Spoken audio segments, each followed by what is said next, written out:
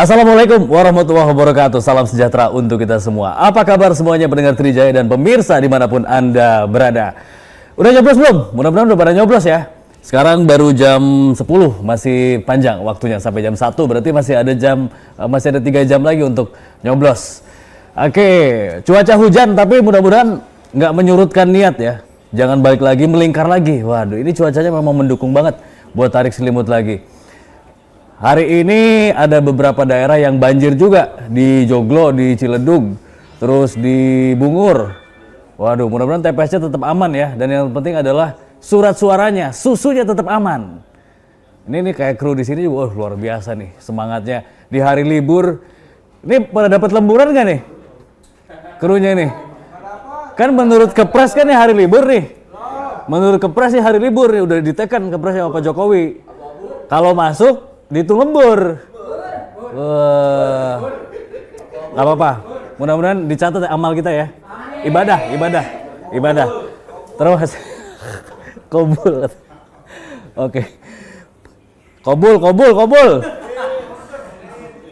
Mudah-mudahan kita dapat pemimpin yang ini ya, amanah ya. Dinosaurus sudah punah. Kalau naga binatang mitos. Biar dapat pemimpin yang amanah, yuk kita nyoblos. Ya. Luar biasa, ini semangatnya yang tugas di hari ini di studio yang ada di Sindo News di kawasan Kebon Sirih, Menteng, Jakarta Pusat. Oke, ini adalah pemilu serentak ya, milih presiden dan juga caleg. Kadang-kadang orang juga lupa. Karena fokusnya ke capres, copras-capres, pemberitaan juga fokusnya ke copras-capres.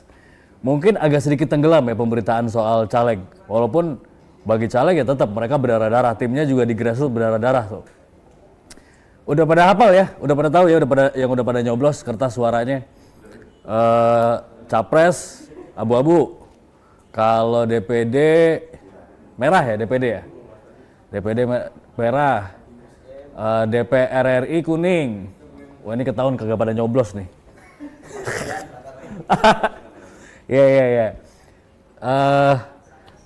DPR RI kuning. Kalau hijau itu DPRD provinsi ya. Biru DPRD kabupaten, kota. Oke, mudah-mudahan udah pada mantep pilihannya. Udah masa kampanye 75 hari, masa tenang.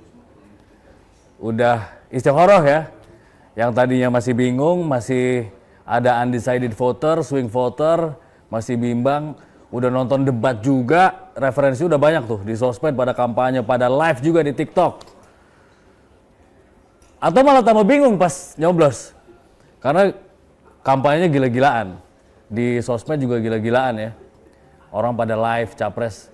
Kayaknya baru kali ini nih, pemilu kali ini, pemanfaatan sosial media dan teknologi digital tuh secara masif ya, luar biasa. Jadi bukan hanya kampanye di darat, tapi kampanye di udara. Ini memang cara yang bagus sih, efisien juga dan efektif ya.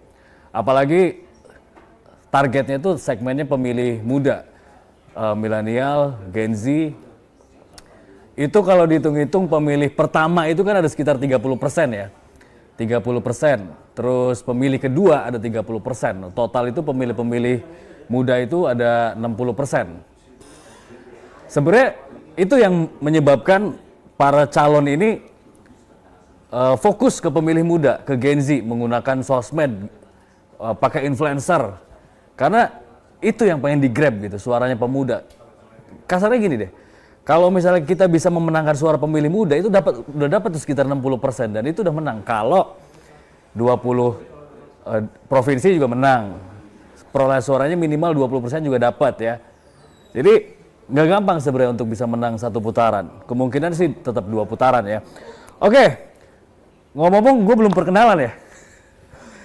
Saya Fadli Sungkara menemani Anda semua di Debar COD.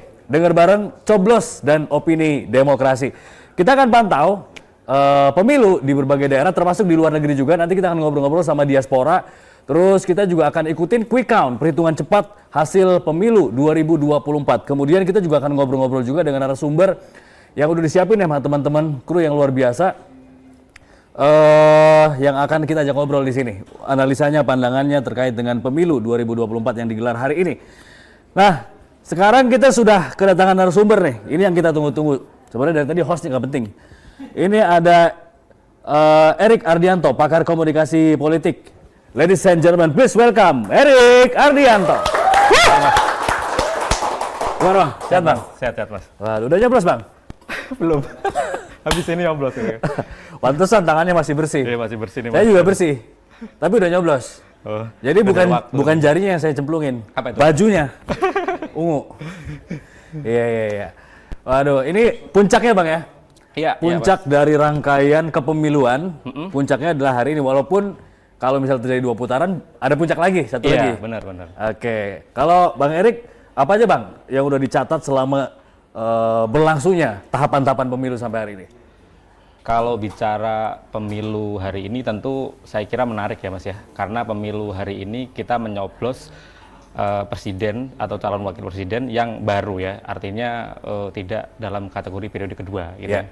Terus kemudian yang beberapa catatan saya ada fenomena-fenomena menarik yang udah kita lewati ya. Tentunya itu masih ingat dalam memori kita ya terkait dengan misalnya yang paling dekat ya, misalnya MK, kemudian terkait dengan netralitas aparat, terus kemudian penyelenggara negara, terus kemudian yang ketiga terkait isu presiden cawe-cawe, gitu ya, terus kemudian sampai pada gerakan moral para akademisi, gitu ya, yang itu mungkin lekat dengan memori kita ya. Nah, kalau kita lihat juga Mas, sebenarnya di beberapa survei lembaga independen ya yang melihat konteks demokrasi kita ya, sebenarnya yang paling membuat kita bertanya gitu ya, ternyata demokrasi kita indeksnya menurun gitu ya daripada pemilu sebelumnya gitu. Ya. Dan ini memang pemilu kali ini dinamikanya luar biasa ya. Iya benar. Kalau dibandingkan dengan pemilu-pemilu sebelumnya. Benar. Terus ditandai juga dengan penurunan indeks demokrasi. Iya. Indikatornya apa sih? Satu pertama kebebasan berbicara, ya. Kemudian tidak adanya oposisi di sistem pemerintahan. Yeah. Terus kemudian oposisi ada tapi nggak ada suaranya nggak ada suaranya Mas. Itu juga problem ya. Terus kemudian saya kira kelompok-kelompok sipil ini juga banyak yang saya lihat dibungkam gitu ya, untuk mengeluarkan suara dan lain sebagainya. Ini yang membuat indeksnya menurun saya kira ya. Karena kan di dalam demokrasi kan udah jelas Mas diatur ya bahwa kebebasan berekspresi, berpendapat itu dijamin oleh undang-undang gitu ya.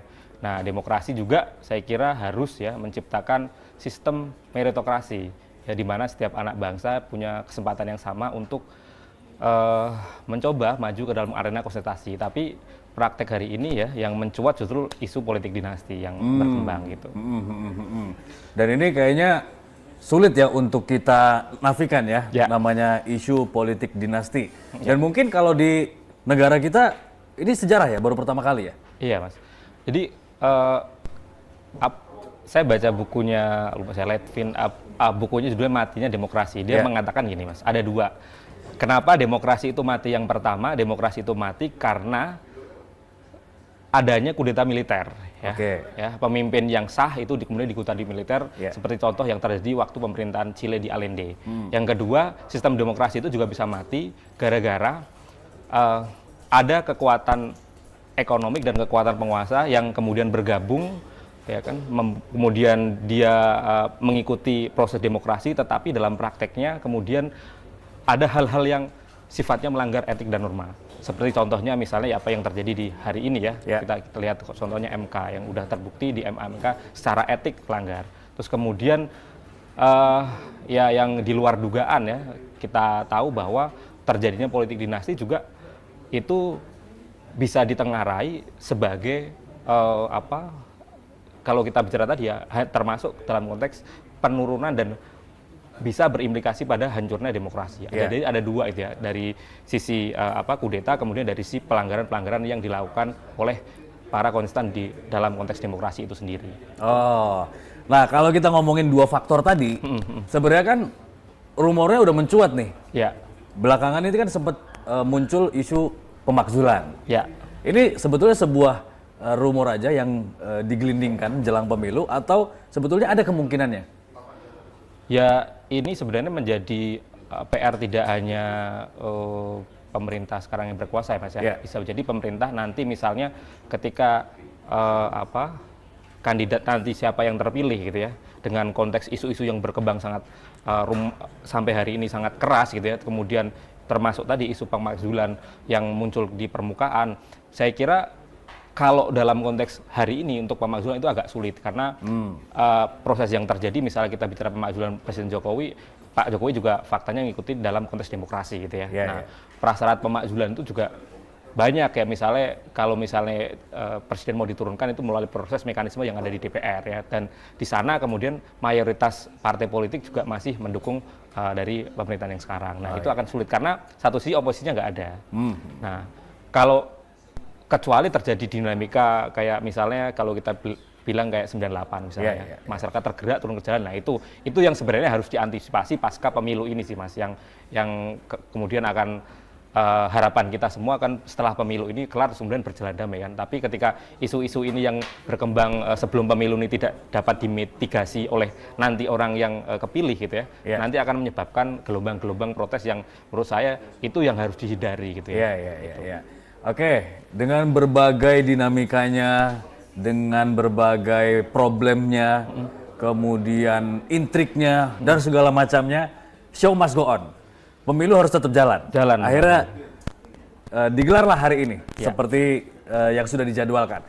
Dari semua rangkaian nih, kampanye, sosialisasi, sampai debat segala macam. Informasinya udah cukup belum sih buat masyarakat untuk milih? Kalau saya kira ya, informasi yang didapatkan masyarakat terutama hari ini ya, kalau kita bicara tipologi masyarakat kita kan ada masyarakat yang masih misalnya masyarakat tradisional di daerah ya Mas ya, yang masih menggunakan metode dengan mencari informasi lewat misalnya media televisi gitu ya. Nah kemudian ada masyarakat kita yang khususnya generasi milenial, generasi Z yang mungkin ya menontonnya ya seperti ini ya, podcast. YouTube gitu ya, kemudian referensi-referensi dari sosial media.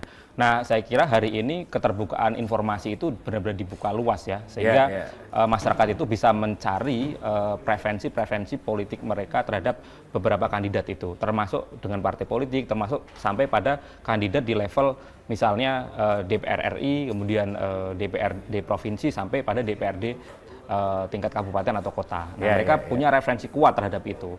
Nah, untuk informasi di hari ini, sumber informasi itu justru melimpah ruah. Yang menjadi masalah itu justru masyarakat, terutama generasi milenial, generasi Z yang sekarang menggunakan media sosial itu, mampu nggak dia memilah atau memilih informasi yang benar gitu ya. Nah, itu yang menjadi problem sih Mas.